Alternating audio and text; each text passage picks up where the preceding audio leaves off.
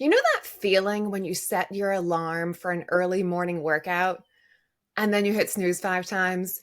Or maybe it's time to go to the gym after work and suddenly cleaning that closet feels like super urgent. You have that networking event on Wednesday. That might be fun, but you're going to have to put on real pants and like leave the house. Do you know these feelings? That is all resistance. It's all resistance. It disguises itself as procrastination or laziness or excuses, or I'll do it tomorrow or perfectionism. But today we are calling out resistance for what it is. I'm going to talk to you about the three mistakes you're making when it comes to resistance and how you can push past them, get unstuck, and chase those goals that you want in life. Hey, I'm Sass. Welcome to Practice Your Positive Daily, the podcast. If you ever have felt stuck, like it's Groundhog's Day, or you have this overwhelming feeling that even though every day is super busy and you're doing as much as you possibly can, you're just getting nowhere. If that sounds like you, stick around. We're talking about the sneaky ways that resistance shows up in our lives and how to stop letting it run our lives. You are going to break free from the excuses and the resistance and make real progress on the things that matter by recognizing these three mistakes when it comes to resistance and what you can do to push past them. All right, let's get into it. Mistake number one is that you don't even realize it is resistance. All right, this is where we start. Resistance isn't always about like some big obvious obstacle, like, oh, well, I need $1 million to start that, or I'll never do that. It's a very sneaky thing. It can look like those excuses or fear or rationalizing or just telling yourself like, oh, now's not the right time, or this isn't for me, or I can't do this. It's really this like very sneaky way that it feels like you're just calling it what it is, but actually it's resistance. It's all resistance showing up in different forms. So that is mistake number one, is you don't realize that this, whatever this is for you, is resistance. And I'm talking about this because obviously I've been there too, right? All of these examples from the podcast, gee whiz, they come from my real life. One place I always notice resistance and is crystal clear is when I'm doing yoga. Even after all these years, the moment the yogi says a certain pose or we do something, I immediately notice all the thoughts in my head that say, oh, here we go. Oh, I don't like this one. Oh, my hamstrings hurt. Oh, I really had a long day at work today. Oh, look at her. She's doing really good. Like all these little things that come up. And each and every one of them, they look like different enemies. They look like different issues, but they're all resistance. They're all resistance. It's all those little thoughts, intrusive thoughts that tell you to quit or distract you or do something else or that you're not good enough. It's all resistance. And so the first step to correcting this mistake is you're going to label it resistance. Just call it what it is. There's a child psychology book called The Whole Brain Child. And in that, they talk about you have to name it to tame it. So we're going to use that principle here with resistance.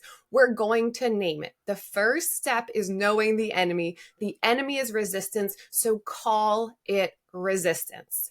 All right. Mistake number two, you think that it's personal.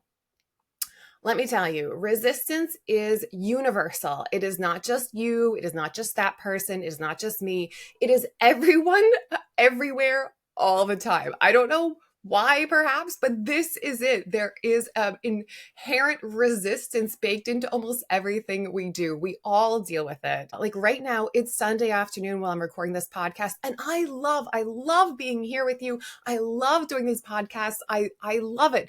And also, I would much rather be shopping or even cleaning the apartment or having brunch with a friend or I don't know, almost anything but being here. But when I get started, I'm so happy I did. And so don't get distracted by thinking that it's personal, thinking that there's something wrong with you or you can't do it or you're lazy or you don't have it.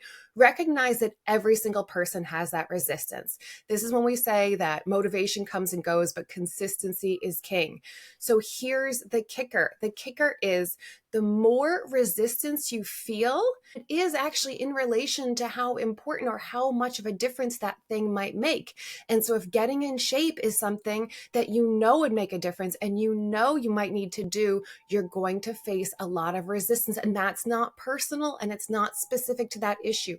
Whenever we have a big goal, a big something we know is going to work for us, we have this almost equal amount, or if not larger amount of resistance to it. Listen, girl, I am talking from experience. I have had 25 years of opportunities of being a speaker, a writer, a coach, doing all of these things, and I've never done them. And it's the one thing I've wanted more than anything else, professionally or personally, and I haven't done it. That amount of resistance is equal to that amount of desire. And it's not personal to me and it's not personal to you.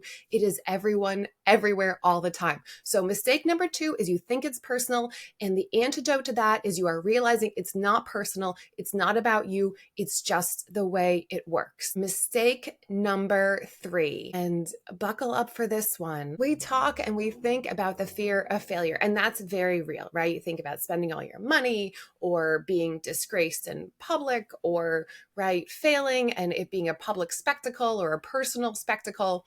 But the reality is, we are just as afraid of success. We are just as afraid of positive changing.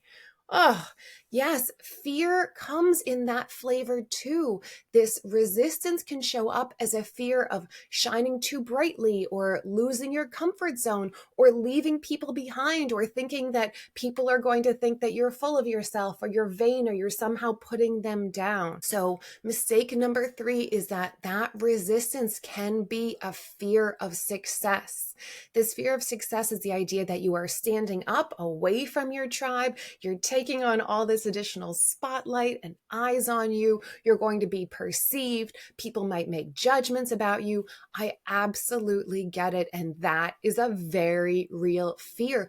But it is part of that resistance. I had a friend who was finishing her medical residency in emergency medicine, like last semester, right, ready to go out and practice. And we were having a private conversation just over coffee. And she's like, I don't want to do this. Like, I don't want to be a doctor.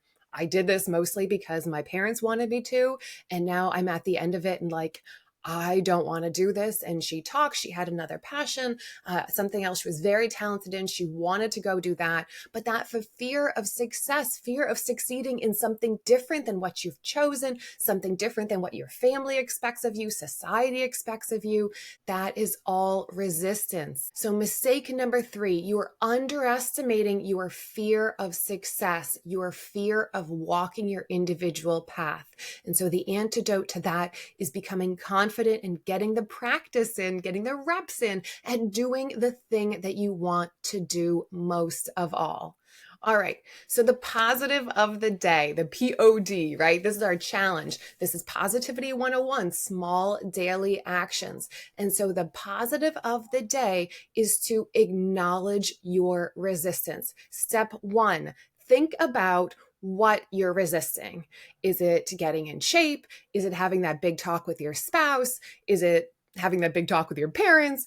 Is it starting your business? Whatever it is, write down the thing that you are resisting most of all, that thing that maybe people don't even know, you haven't even told anyone. So write down what you're resisting. Number 2, write down how it shows up. So for me, my resistance in doing all of this practice your positive is like a perfectionism or an over-analyzing and overthinking. That's how my resistance shows up. And number 3, you're going to write down what is the root cause fear that you have. What is that root fear that is driving your resistance? Again, we're going to name it to tame it. Say or write down what you're resisting, how it shows up, and what is the root fear? What is the root fear of that resistance? When you write these things down, you can see that resistance is a river that is a mile wide, but only an inch deep. It's not real when we actually shine the light on it. We can see that we can overcome it when we shine a light on it.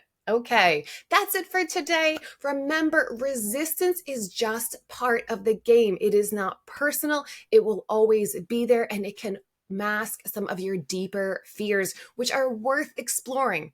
The more you show up, even when you feel resistance, the stronger you become. That is at the heart of Practice Your Positive, that showing up. It counts. It counts.